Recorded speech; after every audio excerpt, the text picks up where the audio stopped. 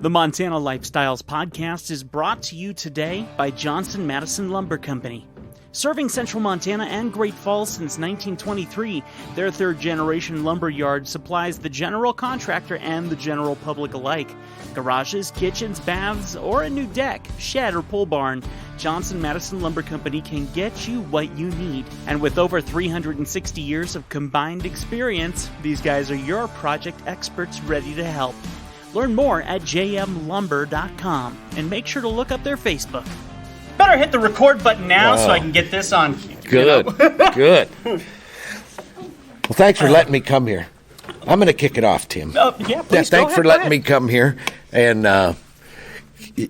rodeo is such a integral part of things in Montana. Mm-hmm. It's hand in hand with the ag thing. I'm not telling you anything, But I always say, who at one time or another hasn't wanted to be a cowboy or a cowgirl, and dream of that. And not only is it part of the lifeblood of America and Montana, but my goodness, it's so vital to the economics of a community. The Belt Rodeo. That in 2020, when they couldn't have it, the volunteer fire department didn't get funding that year because that's where they get their funding from is Father's Day in Belt. It's an outreach as much as it is an entertainment. Right, and most of them are not nonprofit. Yeah, I do a big rodeo in Salinas, California. They give $2.3 million back to children's facilities, and build football fields and baseball diamonds and things like that. So 2020 was a hard year for people in rodeo. Certainly.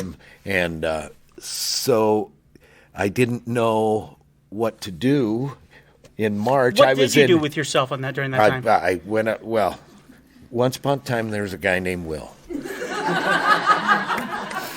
All right, fast forward.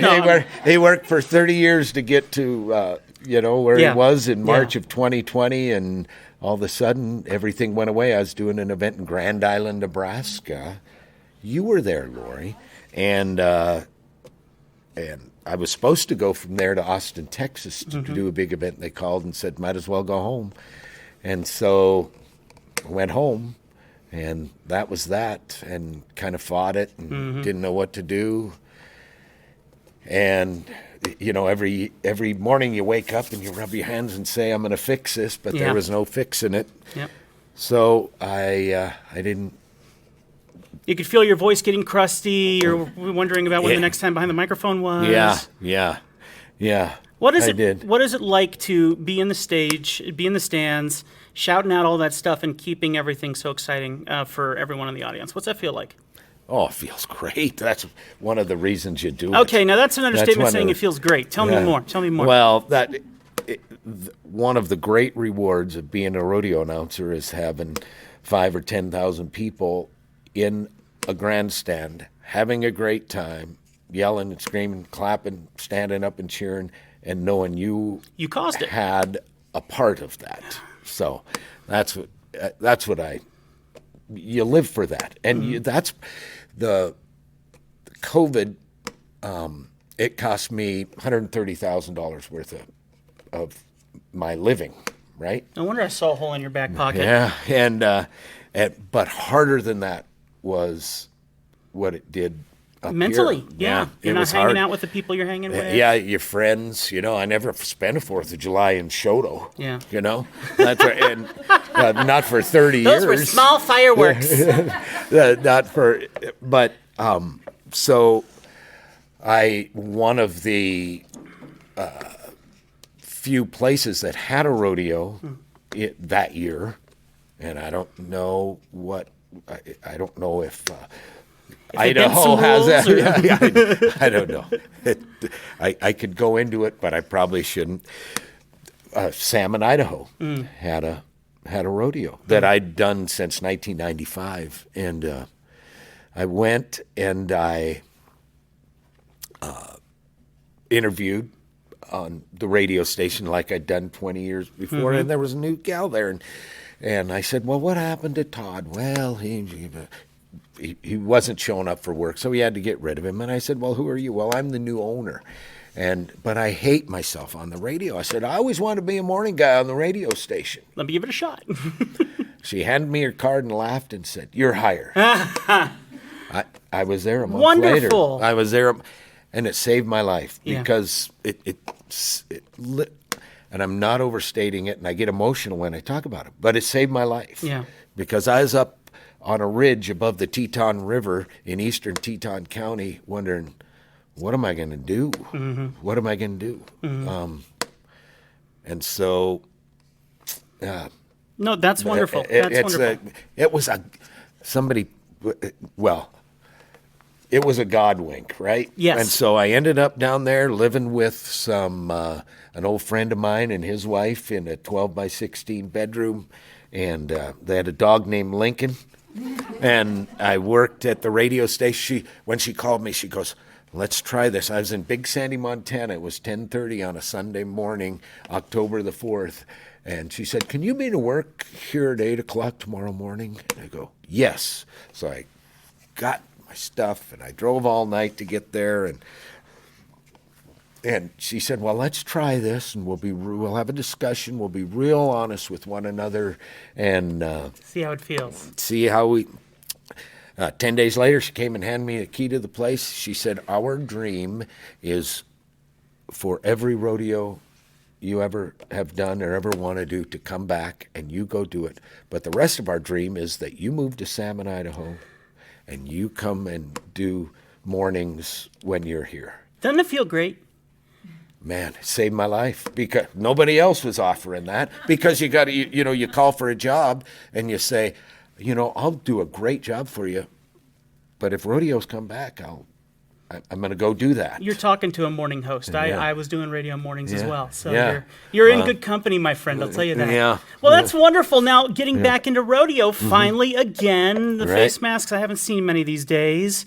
You get all these people crowding together again. You're hearing all the screaming and all the joys. You're recognizing the people down below. I'm going to ask you the same question I asked Jack and that I asked Lori. It's going to put you in your spot. You might not want to answer. We'll see. Do you have any idea, any theory on who might actually take the win at this event? Little pressure. Oh, yeah. Of course.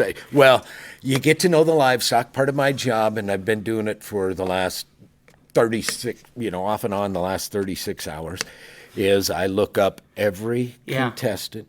I talk to stock contractor about every head of stock they have. Do your research on all of it. Yep. And so, you after doing it all summer long, and I'm not in Montana as much as you wish to be. We know that's what you meant to say. Wish to be, but you get to know these guys, and some of them are known on a national level, and so and then the livestock you see more often actually, and you know the stuff that's been to the NFR, and get to know that sort of. So you look down the day sheet before the rodeo, and you say this could be pretty darn good, that sort of thing. So do I know who's going to win? Not really, but Caleb Bennett in the bareback riding. How's that? Oh, there you go. Oh, he said it. Oh, my gosh. Does this go out all right, there write that down. We got this. We got this one. Yeah. So very cool. And I have to ask this. I got about a minute left before I'm supposed to open up for Q&A here. So my last question is simply this. What is your most favorite memory that you've ever had so far in your role right now announcing? The when, the where, how'd you feel? Give me that. If you cry a little, that's fine. I'm okay with that. Yeah, it had to be. I don't know if it was one memory, but I have friends everywhere. Oh yeah. I mean, they even like me. And I missed that. My favorite memory is coming back since 2020, and it's just wild. Those people, I'll never take my job for granted again, not ever. And so you love it. I love it more than I did when I started. That's not a particular memory. That works. But the crowds are tremendous. An adrenaline rush. And those people have a good time. And you know what? It's good family stuff. And And there's not enough of that in our world. We need more of this. No, there's not enough of that in our world. Yeah. And I love what I do. Yeah. And now I live in a place where the wind doesn't blow. Not in Montana. I live in a place where, when I open my closet there, no skeletons fall out, which is a good thing. Not that I have that many. So that place that you stayed during 2020, how many skeletons were in there? No. Oh, yeah. Well, those were the guy I was living with. Those were his skeletons. We have settled down. We bought a place. I've never gotten an offer like that. Go be gone. Like in the summer, I was gone from the 10th of June to the 10th of August, never set foot back in Salmon, Idaho. Oh, That's wow. how busy. And I'm thankful for that. My wife says we should have bought a place we hate so we didn't get so homesick. Yeah. But I go to Tucson, Arizona here in about a month, Rapid City, South Dakota. I get to go to just some of the best rodeos in the world. Be back in Montana at the end of July. Yeah. And so. Well, I got 9 minutes left with you now. If you know anything about the podcast that I record, if I could go for an hour plus, I would. Yeah, isn't that something? Because I love digging into your personal life and just causing trouble. I have podcasts too. That's what I try to do too. Yeah. That's the funnest thing when you see that person all scared and anxious, and then you ask them the questions. You just see them start to do this number, and you're like, "I got you." Now I can dig into it. I'm not melting. No, not at all. I'm not melting. At all. My life's an open book. So have we inspired any questions by any chance? If not, I'll keep causing him drama. But if you have any questions. Yeah, anytime. We'll talk a little bit about rodeo as it relates to agriculture today and how we can be good stewards in that way through the rodeo. Well, rodeo started. It's got rural roots, and I think that's part of when I go to Livermore, California, which is in Alameda County, California, which used to be a rural place. I mean, the salmon ranch used to take cattle to Livermore, and now they can't because it's, Oakland and San Francisco and San Jose have moved into there. They love it. They love the dream of rural, and whether the Californians want to admit that or not, they crave that sort of thing. Southern California dictates politics up there, but rural America is. It's funny because you go to a rodeo in Livermore, California. There's 12,000 people there screaming, having the best time on the planet, and sometimes you come to a rodeo in the Dakotas or in Montana where the guy's sitting there going, "Get out of my way, clown! I want to watch this bronc rider." It's funny how the different, but everybody enjoys it. Yes. Everybody enjoys it. It's like the football guy watching the football game or the guy loving the football game. Right. Yeah. And you think about just Great Falls, how it. What else can you have in Great Falls in January that has an economic impact? Right. And it's happening 2 weekends in a row, right? The circuit finals and Maggie. Yes, and exactly. They're all that's ag. Thank goodness for ag. Thank goodness that people make the trip from Fort Benton, Choteau, Belt, Cascade. It's not necessarily great for their little towns. Right. But it's great for Great Falls. But to be that hub for them is such a welcoming gift for us. Yeah, it is. We take that so willingly. And I was talking to Shane earlier, and he was talking about trying to get American Airlines in here, and some of the projects that the Chamber has going. That's good.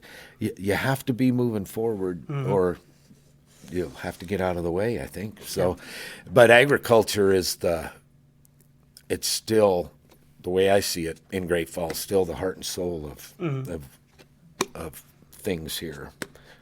So. Any other questions? I'll pose one then. So tell me what? No.